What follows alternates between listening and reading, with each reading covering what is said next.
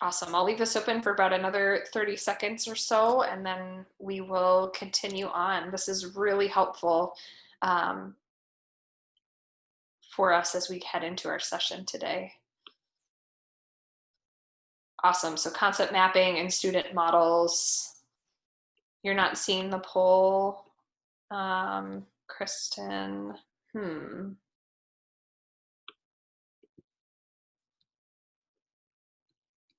Well, I'm not sure why that is, Kristen. Oh, you got it. Okay, perfect. Okay. Deborah, you're in the same situation, huh? This is the first time I've used polls inside of Zoom, and usually it just pops up as an overlay. So if you have clicked off of your Zoom screen and have something else open, it might be hidden actually behind your Zoom screen. So if you re-click on your Zoom, it should bring it to the front. I'm not sure if that changes things for others. But this was asking kind of what our formative assessment strategies are. And as Christine discussed earlier, we have a lot of things that we do with our eyes or our ears, right, when we're in the context of the classroom. So watching bodies, language, and facial expressions, having students talk with one another, discuss with each other, working out things on their own problems or questions, looking at the work that students produce, and then also having students kind of reflect or summarize. And you should now hopefully be able to see the results of the poll. So you'll see the bars showing you the frequency and how many people voted, and then as well, anything in red was 100%. So you can kind of see that everyone here uses that approach. And so as we move into, excuse me there, as we move into the classroom, these things pose some significant challenges for us when it comes to our design and our practices, because we don't have the opportunity to see our students' faces in their full expression if they're going to be wearing masks in the classroom. And then if we're online, sometimes it's hard to read facial expressions and just walk over to a group of students in an online platform to see how they're doing. So we're going to explore today a little bit of how to do that.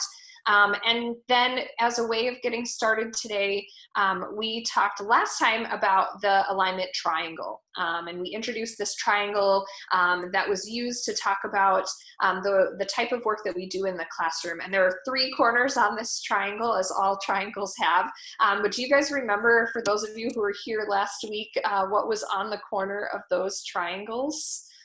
Just jot them in the chat. Even if you can't remember all 3, just jot in what you remember. If you weren't here, take a guess at what might be on the corners of the triangle that we're trying to align when we design our courses. So take a moment and drop that in the chat.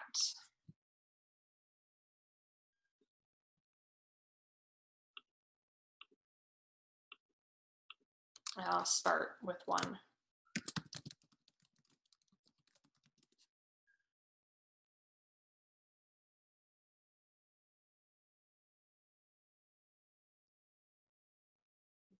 Outcomes, good.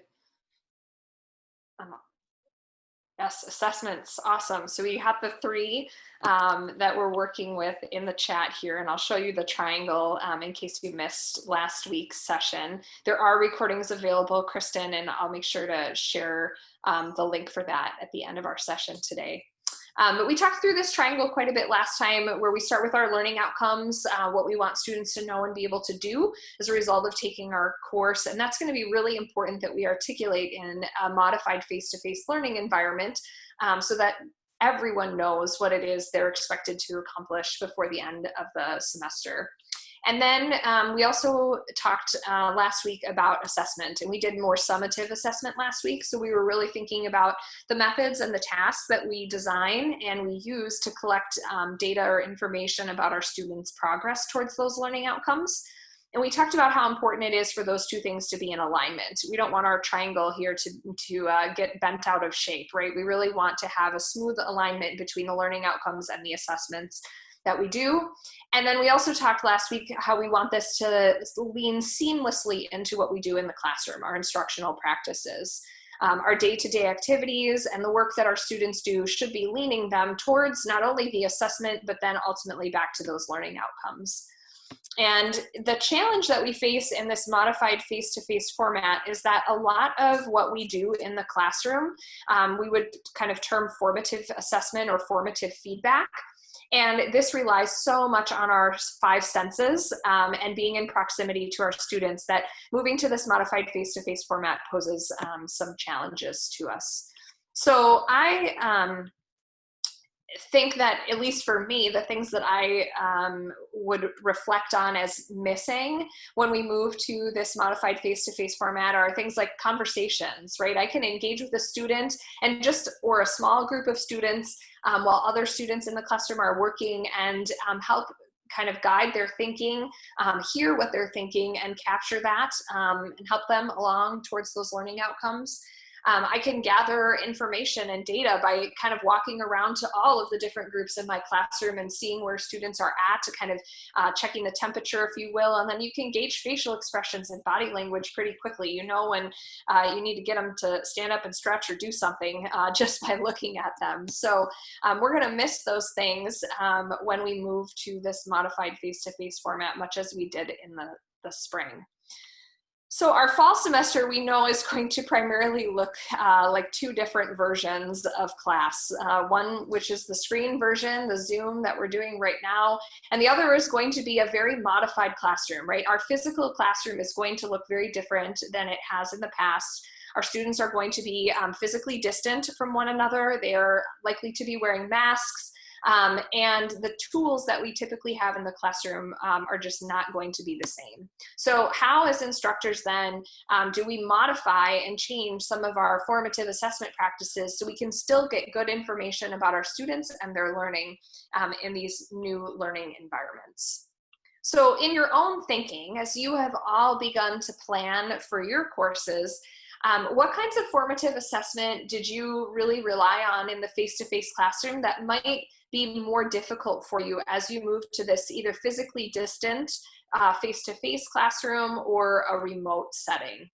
So take a moment and share 1 or 2 things that you're personally wrestling with or thinking about when it comes to doing formative assessment. Where are you kind of feeling the lack of not having all of your students in class being able to talk with one another as we move to fall?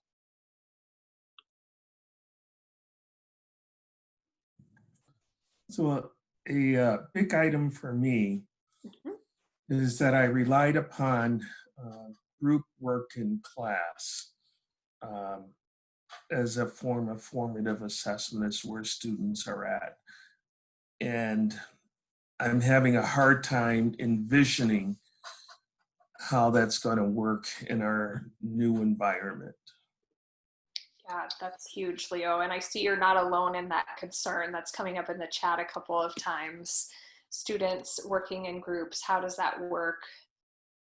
I'm seeing whiteboards and kind of seeing student thinking. How can we actually see it if we're not right there to look over their shoulder and just kind of check in as to how they're doing? There are other things that you all are wrestling with at this point in your course design? One of the things that I'm wrestling with is just the sheer volume that's going to be in the rooms, because when you're 6 feet apart, you have to talk louder so the other person can hear you. And if all 30 students are all talking louder, it's going to be a very different feel in the room. It even sounds like sometimes we're yelling at each other just to be able to project our voices, which that even can shift things, especially in a class on well-being. I don't want people yelling at each other. Yeah, that's very real, Christine. It adds a level of emotion to a conversation that might already be difficult, depending on the subject matter, or might be something that someone could easily perceive as divisive when that's not the intention, just because you need the volume in the classroom. So I'm hoping that by putting our heads together today, we can come up with these may not be perfect solutions, they may not be 100% match, but we can give you some tools and techniques, and we can talk through some of the ways to make this happen. And Leo, I will say, and Kristen, you had also said you were really interested in groups. We're gonna have a whole session on groups coming up in just a couple of weeks, so we can talk about specific tools and techniques for using groups in the classroom when we have this modified face-to-face format coming up.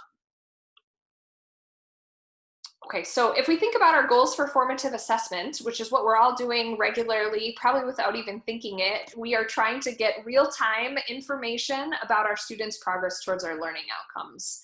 And sometimes that's content that we're looking for. Sometimes it can be process. Are the students able to do the process that we're looking for them to learn? Sometimes it can be information about transferring. So we've learned it in one scenario. Are they able to apply it and transfer it into another scenario?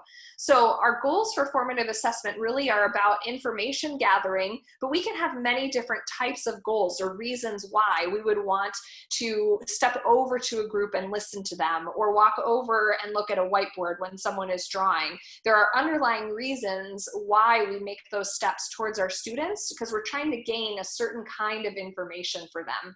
And in order for us to make the transfer to a modified face-to-face, we really kind of have to pull the veil back and start to think about, why is it that we're walking over to a student?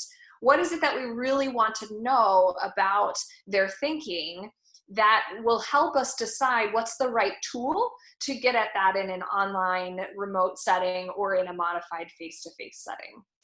So I'll put that out there for us, because if you just Google formative assessment, you're going to get a whole bunch of tools, right? Everybody is marketing these things. Your inbox is probably full of all of these tools that people are saying, use this in your classroom, use this in your classroom, and it can get really, really overwhelming.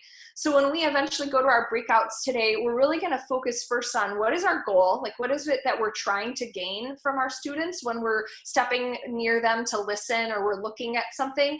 And then if we can figure out what our goals are, then we can align that really well with a tool that could be helpful to us in the classroom. So my encouragement to us as we're planning is to really backward design our formative assessment. So think about the information that you most want to capture from your students, and then figure out the appropriate tool to help you gain that information, whether that's in a face-to-face format or it's in a virtual format. Right now we do this seamlessly. We don't necessarily think about it. It's intuitive to us, right? We know what we want to capture when we walk over to our students' groups, and we know the formative assessment tool that we'll use to get that information. But when we transition into this strange classroom that we'll be in, we don't necessarily have those tools in our, there's a researcher from several decades ago, Lordy, he would call your apprenticeship of observation. All the years you've spent in a classroom, nothing has prepared us for this moment. So we don't have something to go back to and say, oh, in this situation, somebody did this. So in this case, it's going to be super important for us to actually think about the framework and our initial goals, and then figure out what tool we can use. And so that's really where we're going to spend most of our time today. I have just a slide here, and it's overwhelming, and I don't want it to be overwhelming. I just want to kind of identify for you a subset of possible goals that you could have for formative assessment. If you're thinking, I'm not entirely sure what my goals are, you might think about checking content understanding, or you might want to make students thinking, like what's going on in their head, show up somewhere so you can actually see it. You might want to be checking for transfer. So can students apply that information? Or maybe you want to just observe their problem solving steps or what they're drawing to see if they're capturing the essence of the content that you're working through. There are so many tools out there. As I said before, it can be easy to get overwhelmed. The literature would suggest that you should pick 2 to 4 tools for your entire class and use those regularly, right? We talked earlier about we want to reduce structural stress for our students. Jumping between multiple different tools, one tool for this assignment, one tool for this assignment, can be so stressful for our learners, but we don't want to use the same tool all the time. Because in the classroom, we are not using the same tool all the time. But online, it can be really easy to default to the same tool over and over and over again. When we surveyed our students in the spring, they told us that discussion forums online was the most common way that instructors were kind of checking and giving feedback.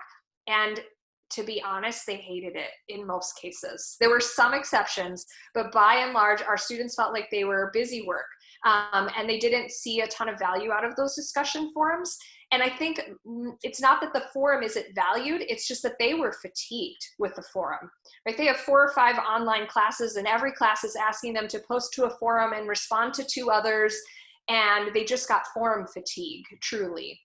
So there are other ways to check for understanding or engage in discussion that don't involve a forum that you might choose that you want to use in your class to avoid some of that fatigue with your students. But kind of settling on 2 to 4 of these is going to be really, really helpful for you, because at that point, your students will have variety, so they're not going to get fatigued, but they're also going to have routine and predictability. And the sweet spot there is like the Goldilocks amount, right? Not too few, not too little, or not too many, but you want to find that meet in the middle spot. And so what I've put here is just a list of some of the tools that are out there that you could potentially explore. And we have some folks from academic development here today. Both Courtney and Jody are here, and we'll have some time at the end for questions. So if there's a technology on this list that's unfamiliar to you or that you want to ask about, these are not all Bethel approved. So these are just ideas for you to kind of take a look at. But content understanding, there are some really sweet tools for integration with Google Slides and presentations, and even within Zoom, like the poll feature that we're using today, where you can gather real-time data from your students about different responses. And so those are tools that are listed in that first box. When it comes to making thinking visible, Danny's going to talk at the end about the Harvard thinking routines, just briefly, and then take some questions about those. But those are really valuable tools, and they aren't tied to a particular technology. So they're going to give you some prompts to use, but then you can choose the tool that you would wish to bring that to the forefront with. We've talked a lot about Flipgrid, Poodle, which is the other Flipgrid kind of parallel. Last week we talked about annotating the videos, this Video Ant app. We can use our Google Documents, discussion forums, and other things for drawing out student conversation and discussion. Check for transfer, so are they able to apply it in a new situation? Insert learning, Padlet, Perusal, Hypothesis. A lot of these are tools that you can use to have students annotate websites, documents, where they're actually taking what they've learned and applying it to something they might really find in the world. And then in terms of like observing problem solving and drawing, Zoom has a built-in whiteboard feature that can be accessed in the breakout rooms. That could be a useful tool for you. There are also plenty of free apps for whiteboards, like GoBoard is one of them. I think OnBoard is another. And some of those even have embedded chat features, so your students can work on them in groups where there's a nice collaborative feature. Google has a couple of tools as well. One of those is Google Draw, and that is supported in our Google Suite right now. Google also has Jamboard, which is a big whiteboard collaborative tool, but I don't know if that's in our Google Suite. So that's why it has a question mark there for you. Flipgrid can be a great one. Explain Everything and EduCreations. These are bigger boards where students can bring in video, audio, and create something. So if you're asking them to create something new or original, those might be some good places to go to help you accomplish the goals of looking at their problem solving or transfer skills. So that was a really 1,000-foot view of some of the tools that are available. But what I'm hoping we can do in our breakout discussions is really have a conversation about, like, why am I walking over to a student? Why am I looking, or what am I looking for? Trying to identify those things, and then think about what that might mean in terms of getting a tool or structuring your classroom in a way that you're going to be able to gain that same sort of data and information from our students when we move into this modified face-to-face format. So to do this, I am going to put the link in the chat like I've done before. So just a moment here. And I'm going to stop sharing my screen. So you guys should be able to see each other now. Can you guys all see the link or not yet? There we go.